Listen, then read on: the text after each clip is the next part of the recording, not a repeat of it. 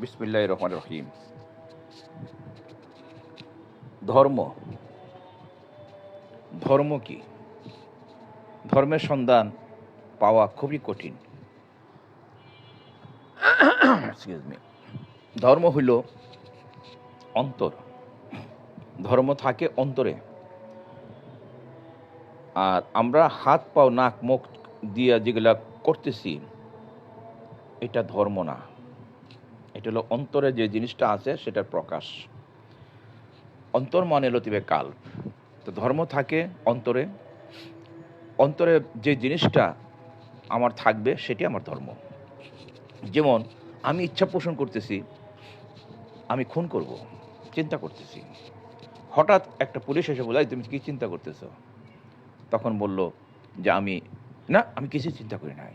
কারণ সে যদি বলে পুলিশকে যে আমি খুন করার চিন্তা করতেছি মুখে, তাহলে কিন্তু পুলিশ অ্যারেস্ট করবে।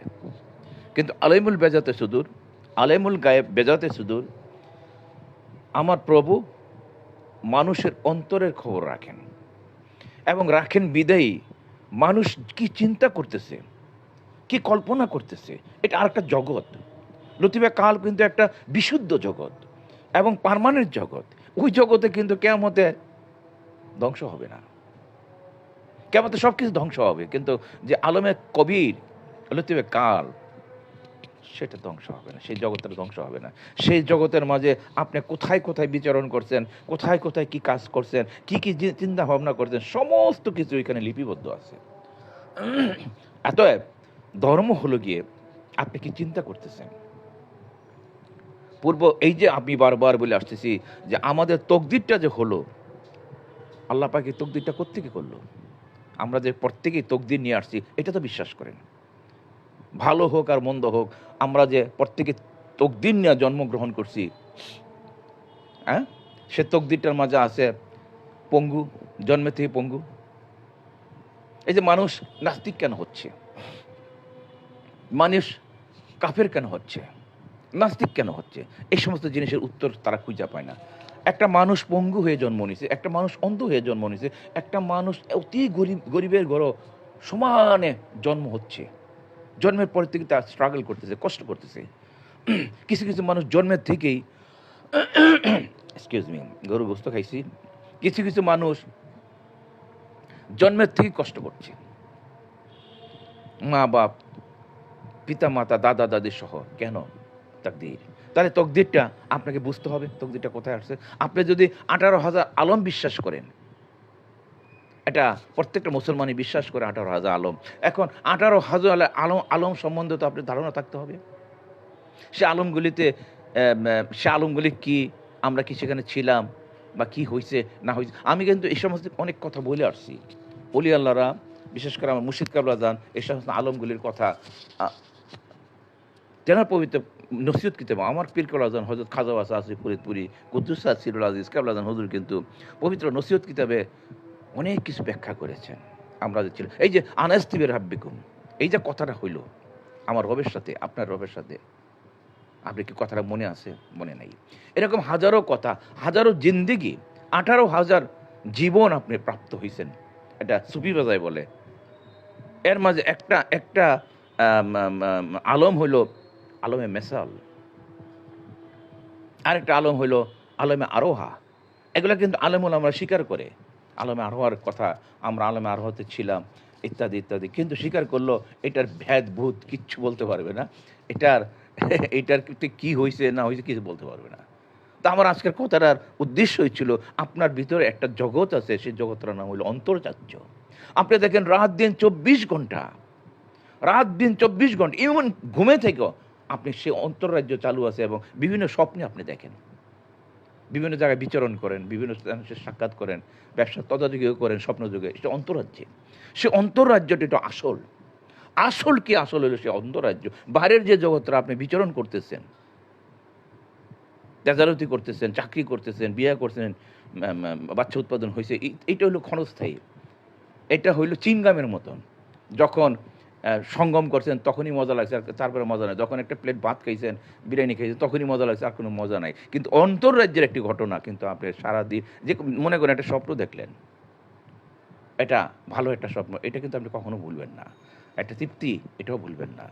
তো অন্তরাজ্যে যে সমস্ত জল্পনা কল্পনাগুলি আমরা করছি, এখনও করতেছি, আমরা যখন জল্পনা কল্পনা করছি আলমে মেসালে, তখনই আমাদেরকে ধরা হয়েছে, একবার দুইবার নয়, বারবার ধরা হয়েছে। আলমে মেসালে না, যখন কিছুই সৃষ্টি হয় নাই, না আসমান না জমিন কিছুই সৃষ্টি হয় নাই, তখন আমরা আল্লাহ পাকের সাথে ছিলাম, আল্লাহ পাকের তাজাল্লি হিসাবে, আল্লাহ পাকের চরিত্র হিসাবে। দ্বন্দ্বটা তো সেইখানেই।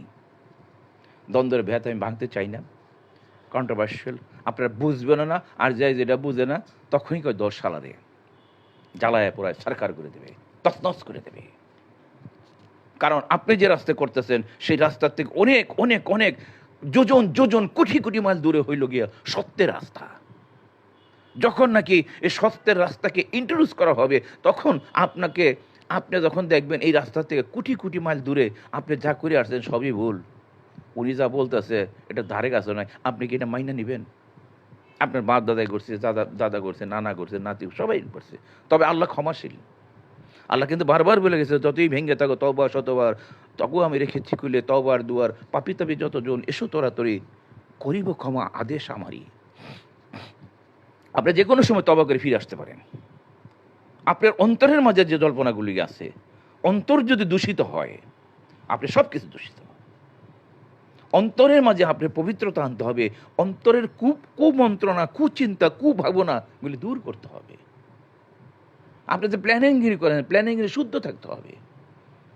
কি করবেন, কি খাইবেন, কোথায় যাবেন, কি করবেন ইত্যাদি সবাই করে। আপনি অহরহ করতেছে, আপনি যে কোনো সব বসে আপনার কাজ করতেছেন, তখনও দেখবেন অন্তরাজ্যে আপনি ঘুরতেছে, আপনার অন্তরাজ্যে ঘুরতেছে, এদিক ঘুরতেছে, ওদিক ঘুরতেছে। আপনার মন কিন্তু, অন্তর কিন্তু মন। ওই যে একটা গান গেছে, মন খবরদার, মন মাঝি খবরদার, একটা গান আছে না, এই মনটাকে বলছে খবরদার, আমার নৌকা যেন ভিড়ে না, নৌকা যেন ডুবে না। এই নৌকাটা গিয়ে কিন্তু এই শরীরটাকে বলা হয়েছে যে জোড়া জোড়া জোড়া। এই জোড়া মানে সিনাটিনা হাড্ডিগুলি, 306টা হাড্ডি আছে, বিভিন্ন জায়গায় জোড়া জোড়ি আছে, সেটাই বলছে মার্কেটি গান।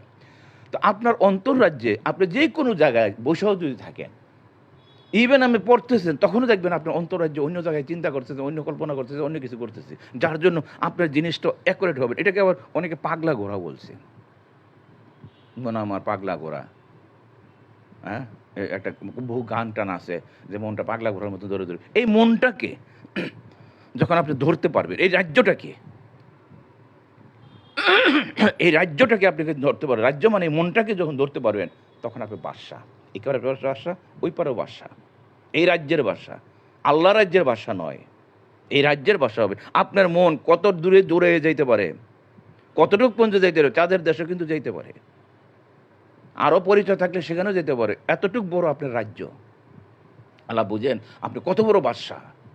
তো সেই মনের ভিতরে আপনি সাজান, সেই মনের ভিতরে আপনি ভালো ভালো জিনিস আনেন, সংগ্রহ করেন, ভালো ভালো জিনিস সংগ্রহ করেন, নিজে নিজে বাসা, সেই মনের বাসা হয়ে যান। সে মনের বাসা, হৃদয়ের বাসা হন, আর হৃদয়ের মধ্যে পবিত্রতা আনেন।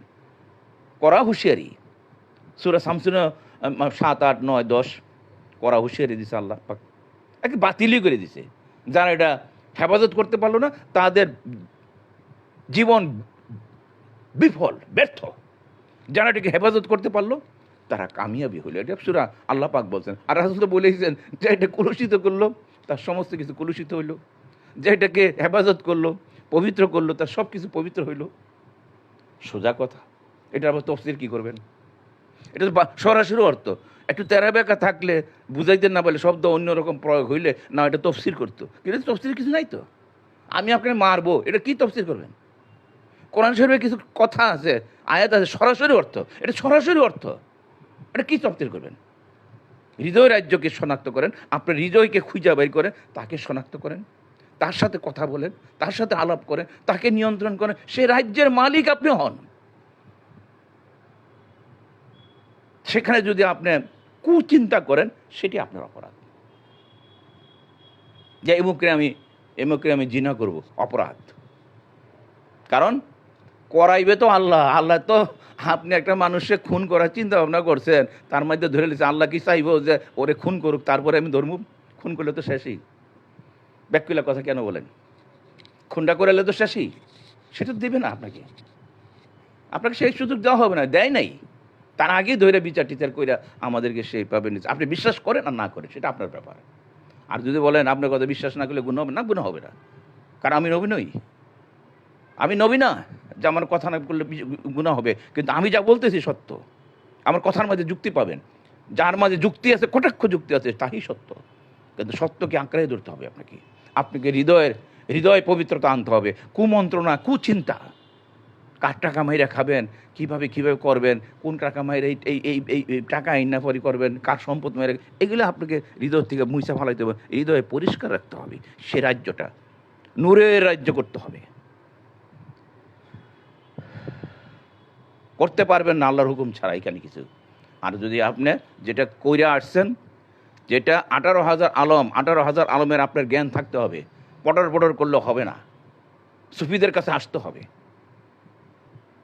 আত্মা জগতের মাঝে সেই আপনার আসমান এবং গ্রহ নক্ষত্রে যা কিছু, আসমান জমিনে যা কিছু আছে, সব কিছু মানুষের কালবের ভিতরে আছে। এটা আল্লাহ পাক সূরা বাকারাতে বলছে, আদম যা জানতো না, আদম জানতো, আমি তার কাছে সব কিছু রাখছি, আমি তাকে দিছি, আমি আমানত রাখছি তার কাছে, আমি তারকে যা জানতো না তা জানাইছি। এগুলো কি কোরআন পাকের কথা নয়? মানুষকে জানাই দিচ্ছে, মানুষের কাছে রাখা হয়েছে। মানুষ যার জন্য স্বয়ংসম্পূর্ণ, মানুষ যার জন্য কামিয়াব হচ্ছে। তবে অন্তর্রাজ্যের যেগুলো জল্পনা কল্পনা ছিল, তার থেকে আপনি তকদির হয়েছে, এটা আপনি বিশ্বাস করতে হবে। আপনি দেখেন, যার অন্তর খারাপ, সেই লোকটাকে আপনি ভালোবাসবেন, দেখতে পারবেন তার মনের মধ্যে দুষ্টামি, সেই লোকটা পছন্দ করবেন। সবসময় দেখা যায় কুচিন্তা করে, কুমন্ত্রণা করে, কারি কী করে কথাবার্তা প্রকাশ পায় আর কি, তখন কিন্তু সেই লোকটাকে আপনি অ্যাভয়েড করেন। সর্বনাশ, ডেঞ্জারাস লোক, এলে চলা যাবে না। খালি ডেস্ট্রাকটিভ চিন্তা ভাবনা করে, ইংলিশে বলে ডেস্ট্রাকটিভ, কনস্ট্রাকটিভ না। তাকে কিন্তু ত্যাগ করতে হবে। তাইলে বোঝা গেল কি, ধর্ম হইল অন্তর, ধর্ম অন্তর, অন্তর, হৃদয়, হার্ট, যাতে কাল, সেটার দিকে খেয়াল করেন। আসসালামু আলাইকুম রহমতুল্লাহ।